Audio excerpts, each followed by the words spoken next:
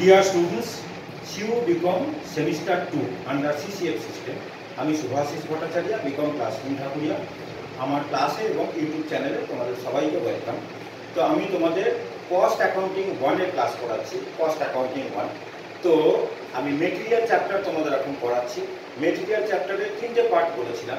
First পার্টটা আমি করিয়েছিলাম যে ইকোনমিক অর্ডারিং কোয়ান্টিটি, সেকেন্ড পার্টটা আমি করাচ্ছি স্টক লেভেল, আর থার্ড পার্টটা আমি করাবো তোমাদের স্টোরস লেজার। আচ্ছা, এই 3টে পার্ট নিয়ে আমাদের টোটাল মেটেরিয়াল চ্যাপ্টারটা আছে। তো এখন আমি স্টক লেভেলের ক্লাস করাচ্ছিলাম। আজকের আমি বলেছিলাম প্রত্যেক ক্লাসেতেই আমি কিন্তু এরকম শিট আমি দিয়ে দিই কিন্তু প্রত্যেক কটা চ্যাপ্টারের ওপরেতে, এবং এই শিটগুলো কিন্তু পরীক্ষার সময় তোমাদের ভীষণ হেল্পফুল হবে। এই অঙ্কগুলো এখানে কিন্তু সব থেকে বেস্ট যে সামগুলো সেগুলো কিন্তু এখানে দিয়ে দেওয়া আছে। হ্যাঁ, মোটামুটি ধরে নেওয়া যেতে পারে শিটের মধ্যে থেকেই কিন্তু অঙ্ক তোমাদের পরীক্ষাতে আসবে। তো স্টক লেভেলের এখন আমি লাস্ট সামটা তোমাদের করাবো। আগের দিন আমি দুটো সাম আমি করিয়ে দিয়েছিলাম, তার আগে ইকোনমিক অর্ডারিং কোয়ান্টিটিরও অঙ্ক আমি করিয়েছিলাম। যদিও ইকোনমিক অর্ডারিং কোয়ান্টিটির একটা সাম আমি করাবো তোমাদের ওই ট্যাবুলার মেথডে, যেটা ওই একটা অঙ্ক আমি করিয়ে দেবো, ভিডিও আমি করিয়ে দেবো, চিন্তা নেই। তো এখন আমি করাচ্ছি ছোট একটা প্রবলেম তোমার স্টক লেভেলে। আচ্ছা, সামটাকে আমি আগে পড়ছি, এটা কিন্তু আমাদের স্টক লেভেলের লাস্ট প্রবলেম। আমি আগে পড়ছি, দেখো কি বলেছে। বলছে from the following particulars calculate, এগুলো আমার ওই শিটেতেই দিয়ে দেওয়া আছে। তোমরা যারা আমার কাছে পড়ে স্টুডেন্টদের থেকে তোমরা কালেক্ট করে নিতে পারো, শিখতে সুবিধা হবে। From the following particulars calculate, এ দিয়ে বলেছে how much should be order each time. How much should be order each time. How much আগে অঙ্কটা পড়ে দিই, তারপরে আমি ডিসকাস করছি। সেকেন্ড পার্ট বি তে বলেছে when should the order be placed. When should the order be placed.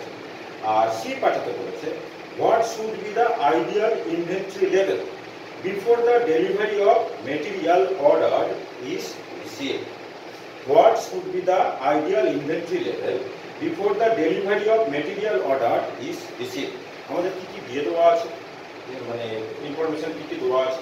তোমার অ্যানুয়াল কনজাম্পশন 14,000 ইউনিটস, ব্র্যাকেটে বলে দেওয়া আছে in 360 days. Cost per unit বলে দেওয়া আছে ₹1। অর্ডারিং কস্ট বলে দেওয়া আছে ₹14 per order. Inventory carrying charge বলে দিয়েছে 20%। নর্মাল লিড টাইম বলে দিয়েছে 20 ডেজ। আর সেফটি স্টক আমাদের বলে দিয়েছে 30 ডেজ কনজাম্পশন। এটা কিন্তু খুব ভিভিআই সাম এবং ইয়ারে আসা অঙ্ক, তোমাদের আগেকার ইয়ারে আসা অঙ্ক। এটাই আমি স্টক লেভেলে লাস্ট অঙ্ক করেছি। এবার আমি একটু ডিসকাস করে যাই।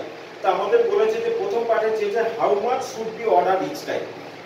ডিরেক্টলি আমাদের কিন্তু কিছু বলে দেয়নি। এতদিন আমরা অঙ্কগুলো করতাম, আমাদের বলে দিয়েছিল যে প্রি অর্ডার লেভেল বার করো, ম্যাক্সিমাম লেভেল বার করো, মিনিমাম লেভেল বার করো, অ্যাভারেজ স্টক লেভেল বার করো। এখানে কিন্তু আমাদের ডিরেক্টলি ওরা বলে দিচ্ছে না, আমাদের বুঝে নিতে লাগবে যে কোনটা ওরা বার করতে বলেছে। তো প্রথমটাই বলেছে how much should be order each time. তো how much should be order each time মানেই হলো আমাদের ইকোনমিক অর্ডারিং কোয়ান্টিটি ওরা চাইছে, তাই তো। ইকোনমিক অর্ডারিং কোয়ান্টিটি মানেই বলেছিলাম যে আমাদের একবারের অর্ডার সাইজটা কত হবে, তাই তো। ফার্স্ট পার্টটা যেটা বলেছে যে how much should be order each time, এটা মানে হলো আমাদের ইউকিউ বার করতে বলেছে। আমি এখানে ইউকিউ এর ফর্মুলা লিখি। আমাদের ইউকিউ এর ফর্মুলা হলো ইউকিউ ইকোনমিক অর্ডারিং কোয়ান্টিটি। তার আগে একটু লিখে নেবে কিন্তু, যে কারণ ডিরেক্টলি তো বলেনি, ওরা তো ডাইরেক্টলি তো ইউকিউ বলেনি, তুমি লিখে নেবে, তোমরা একটু লিখে নেবে যে how much should be order each time means we have to calculate economic ordering quantity বলে তারপর ইউকিউ দিয়ে শুরু করবো। আচ্ছা, তো ইউকিউ এর ফর্মুলাটা আমি আগে লিখি। ইউকিউ এর আমাদের ফর্মুলা ছিল √2AO whole divided by C. এটাই আমাদের ইউকিউ এর ফর্মুলা ছিল। ওয়ার আমি বলেছিলাম যে A stands for annual consumption. Annual consumption,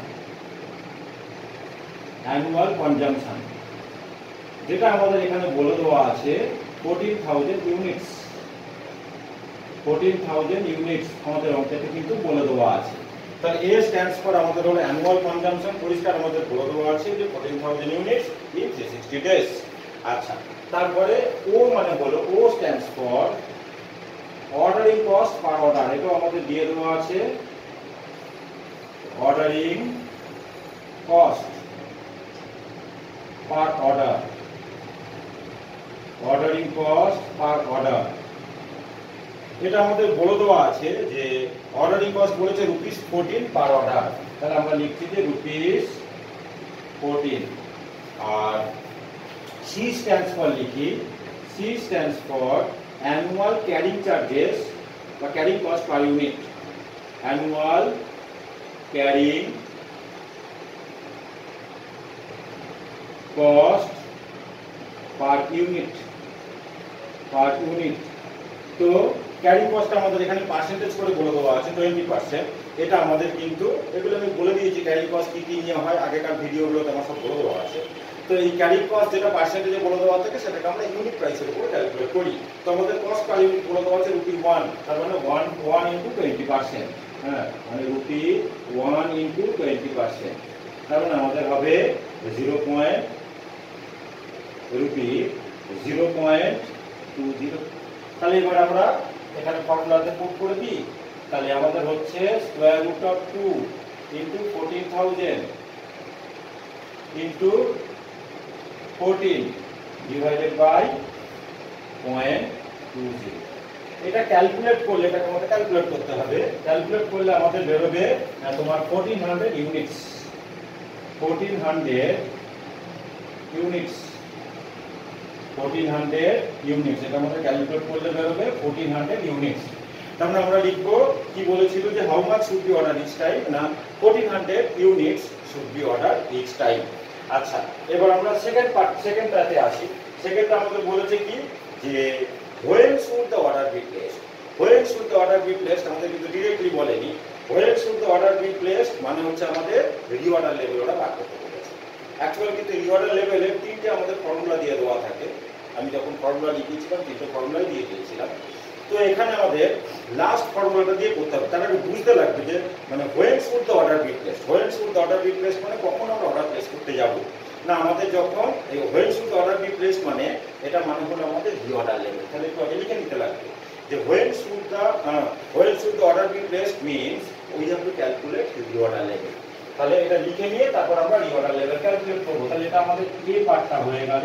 এবার আমি করছি B part, reorder level. Reorder ওইটা কিন্তু আগে লিখে নেবে যেটা আমি বললাম, রিঅর্ডার লেভেলের একটা ফর্মুলা ছিল সেফটি স্টক, কারণ যেরকম আমাদের ইনফরমেশন থাকবে সেই অনুযায়ী কিন্তু আমাদের ফর্মুলা কিন্তু পুট করতে লাগবে। Safety stock plus lead time consumption, safety stock plus lead time consumption, এটা আমাদের একটা ফর্মুলা ছিল। Safety stock plus lead time consumption, এখানে কিন্তু আমাদের দুটোই কিন্তু গিভেন। আমাদের সেফটি স্টক বলে দেওয়া আছে 30 ডেজ কনজাম্পশন, আর নরমাল লিড টাইম বলে দিয়েছে আমাদের 20 ডেজ। তাহলে আমরা লিখবো যে 30 প্লাস 20 ডেজ, 20 তার মানে 50 ডেজ কনজাম্পশন। 50 ডেজ কনজাম্পশনটাই হলো আমাদের 50 ডেজ কনজাম্পশন, তার মানে 50 ডেজ কনজাম্পশনটাই হলো আমাদের রিঅর্ডার লেভেল। তো আমাদের 14,000 ইউনিটস ইয়ারলি কনজাম্পশন, ওরা বলে দিয়েছে যে 360 ডেজে ওদের কিন্তু বছর হয়, তার মানে ডিভাইডেড বাই 360 ইনটু 50, এটাকে আমাদের ক্যালকুলেট করতে লাগবে। এটা আমাদের ক্যালকুলেট করলে বেরোবে 1944 ইউনিটস অ্যাপ্রক্স, ব্র্যাকেটে লিখে দিলাম অ্যাপ্রক্স। তাহলে when should the order be placed মানে হলো আমাদের রিঅর্ডার লেভেল ওরা বার করতে দিয়েছিল। রিঅর্ডার লেভেলে আমাদের একটা ফর্মুলা আছে যে safety stock plus lead time consumption, ওই ফর্মুলাতে আমি বার করলাম। আমাদের সেফটি স্টক বলে দেওয়া ছিল যে 30 ডেজ কনজাম্পশন, আর নরমাল লিড টাইম আমাদের বলে দেওয়া ছিল 20 ডেজ। তাহলে দুটোকে অ্যাড করে আমি বললাম যে 50 ডেজ কনজাম্পশন। এবারে আমাদের ইয়ারলি কনজাম্পশন বছর ওরা বলে দিয়েছিল 360 ডেজে হয়, আর মানে বছরেতে 14,000 ইউনিট কনজিউম হয়। তাহলে 14,000 বাই 360 করলে আমাদের মানে পার ডে কনজাম্পশন বেরোবে, কিন্তু 50 করে দিলাম, তাহলে আমাদের কিন্তু 50 ডেজের কনজাম্পশন পেয়ে গেলাম। এটাই হলো আমাদের মানে লিখতে লাগছে যে ওরা বলেছে যে when should the order be placed না মানে যখন আমাদের লিখতে লাগবে যখন স্টক লেভেল 1944 ইউনিটসে যখন আমাদের পৌঁছবে, রিচ করবে যখন, তখন কিন্তু আমাদের মানে আবার আমাদের অর্ডার প্লেস করতে লাগবে। ঠিক আছে, while should the order be placed, মানে যখন স্টক আমাদের 1944 ইউনিটসে যখন আমাদের আসবে তখন কিন্তু আমাদের অর্ডার প্লেস করতে লাগবে। এবার আমাদের সি পার্টটা ওরা চেয়েছে, সি পার্টে কি বার করতে বলেছে দেখো, সি পার্টে বলেছে যে what should be the ideal inventory level before the delivery of material order is received. What should be the ideal inventory level? ঠিক আছে, ideal inventory level before the delivery of material order is received. আমরা যে material যেটা মানে order place করি, সেই order place করবার আগে আমাদের আইডিয়াল ইনভেন্টরি লেভেল কি হবে, এটাকে বলা হয় আমাদের সেফটি স্টক। তাহলে আমাদের কিন্তু এটাকে লিখে নিতে লাগবে যে ideal inventory level before the delivery of material order is received is safety stock বলে আমরা সেফটি স্টক বার করবো। তাহলে আমরা লিখছি যে safety stock, safety stock, safety stock. তো সেফটি স্টক ওরা বলে দিয়েছে দেখো 30 ডেজ কনজাম্পশন, পরিষ্কার অঙ্কে তখন বলে দেওয়া আছে সেফটি স্টক হলো 30 ডেজ কনজাম্পশন। তো যেভাবে আমরা 50 ডেজের কনজাম্পশন বার করেছিলাম ওইভাবেই আমরা 30 ডেজের কনজাম্পশন বার করব। তার মানে 14,000 ডিভাইডেড বাই 360 ইনটু তোমার হচ্ছে কি 30। এটা ক্যালকুলেট তো মানে 30 দিয়ে এটা কাটলে 12 হয়, 14,000 কে তোমার 12 দিয়ে তোমার ডিভাইড করলে তোমার হচ্ছে কি 1167 হবে, 1167 ইউনিট। ঠিক আছে, তাহলে সেফটি স্টক আমাদের হলো 11। তাহলে আইডিয়াল ইনভেন্ট আমরা কিন্তু সেফটি স্টক বলে লিখবো না, এখানে লিখবো সেফটি স্টক, কিন্তু আনসারে লিখবো যে what should be the ideal inventory level before the delivery of material order is received, আমরা লিখবো যে 1167 ইউনিটস। ঠিক আছে, আচ্ছা তাহলে এই অঙ্কটা কিন্তু আমাদের খুব ইম্পর্টেন্ট সাম ছিল। তো এখানে কিন্তু আমার মানে স্টক লেভেল যে পার্টটা মেটেরিয়াল সেটা কিন্তু কমপ্লিট হয়ে গেল। তো আবার নেক্সট ক্লাসে আমি তোমার হচ্ছে কি স্টোর লেজার চ্যাপ্টার আমি শুরু করব। স্টোর লেজারের ওরকম ইম্পর্টেন্ট যে সামগুলো দেখো, ক্লাসের সব অঙ্ক তার ভিডিও করে দেওয়া যায় না, যেগুলো মোস্ট ইম্পর্টেন্ট সাম সেগুলো কিন্তু আমি ভিডিও করে দিয়ে দিই। ক্লাসে তো আরও তো অনেক অঙ্ক করানো হয় এবং শীতেতেও আমি দেবো, কিন্তু মোস্ট ইম্পর্টেন্ট সামগুলো যেগুলো তোমাদের পরীক্ষার সময়তে দেখে যেতে লাগবে। ঠিক আছে, তো আমার ক্লাস রেগুলার তোমরা ফলো করো, আর আমার চ্যানেলটাকে একটুখানি লাইক করবে সবাই, আর একটু সাবস্ক্রাইব করে দেবে যাতে সবাই কিন্তু আমার ক্লাসগুলো কিন্তু দেখতে পারে। আর ক্লাসগুলোকে রেগুলার ফলো করলে তোমার কিন্তু অনেকটা টিচারের কাছে যারা পড়ো না বা যারা অন্য টিচারদের কাছে যারা পড়ো বা পড়ো না, কোনো অসুবিধা নেই, তাতে কিন্তু তোমার এই অঙ্কগুলো পড়ে গেলে কিন্তু তোমার কিন্তু অনেকটাই হেল্পফুল হবে। আর আমি ডিটেলসে তোমাদের ডিসকাস করে দিচ্ছি।